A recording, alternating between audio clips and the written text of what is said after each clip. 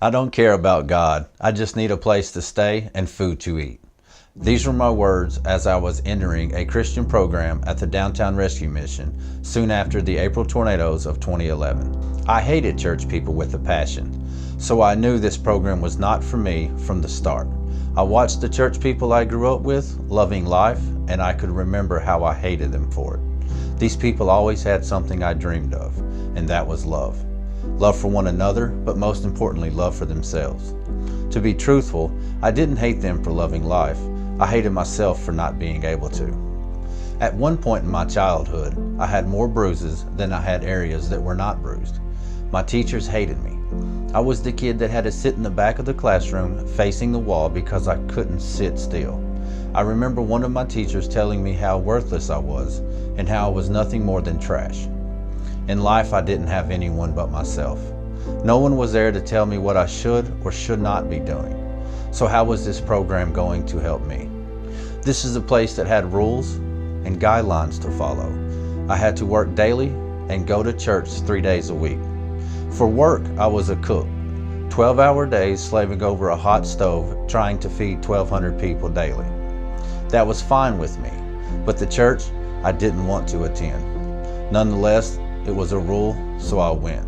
I sat in the back and stared at the floor, waiting for it to end. I didn't get up when asked. I didn't sing when everyone else started, but something happened the first night I went that I wasn't prepared for. A man got up and he introduced himself and started talking about the cross. He said the cross was like arrows pointing up and down and side to side. He was telling us what each direction represented, and I was captivated. His words were filling my empty soul one syllable at a time. When he was wrapping up, he told us that God wanted us to turn the arrows in because that is what God loved the most. God loved each and every one of us. By this time, I was almost in tears because here is a man that I've never seen talking about a God that I didn't know and telling me about a love I have always dreamed of, and I was hooked. I waited 30 years to hear that I was loved, and it took me losing everything to hear it. I had it all figured out. I dove into the Bible and I read it until I couldn't read anymore. Every minute that I wasn't working, I was reading or asking questions trying to figure out what was going on. I started smiling again, and for a short time I was happy. I spent 90 days in an 18-month program and walked out the door. I had a perfect plan. I would link up with Asbury Church and everything would be okay. The thought of God vanished about as fast as my sobriety. I lasted 2 days before my old ways started hitting hard. I had an important job interview coming up, so I grabbed my last 20 and I went to get a haircut. That's when life stopped for me. I woke up December 25th in a Lauderdale County jail with 25 felonies. I stole $68,000 from 4 banks, and I had one more that hasn't charged me yet. I have been on Crime Stoppers. I was one of the Tennessee Valley's most wanted. I remember looking into the mirror and seeing myself for the first time, and it was horrifying. I only weighed 160 pounds if I was lucky, but I still wasn't finished. I talked my dad into bailing me out under the pretense that I would get help and change my life. Now that I was a free man, I started right back where I left off. I didn't care about anyone or anything. I only wanted to fuel my addiction so I could forget about life. By this time, I was living back in a tent.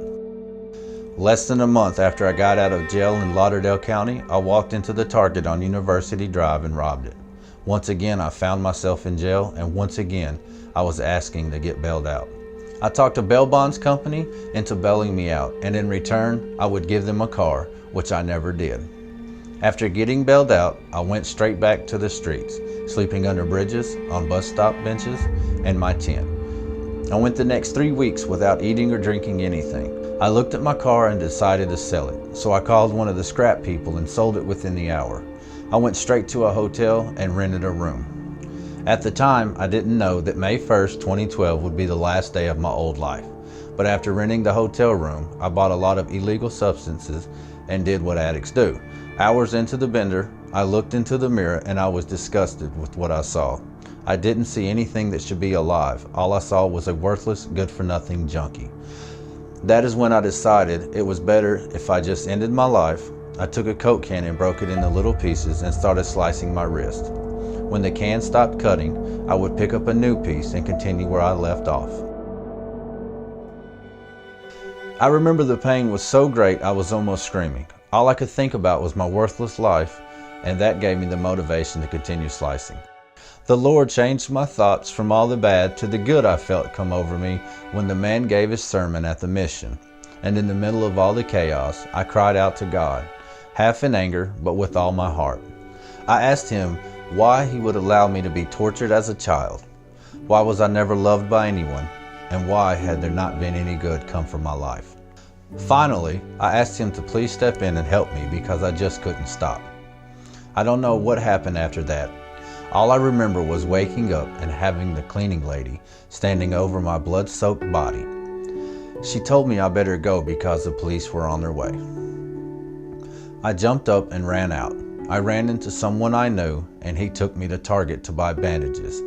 While I was in there, I saw the security team surrounding me. When I walked outside, the police were waiting on me. I was arrested and taken to the hospital to get checked out. The doctor told me I was 1 millimeter away from killing myself. I have never taken another drop of alcohol or touched another drug since that day.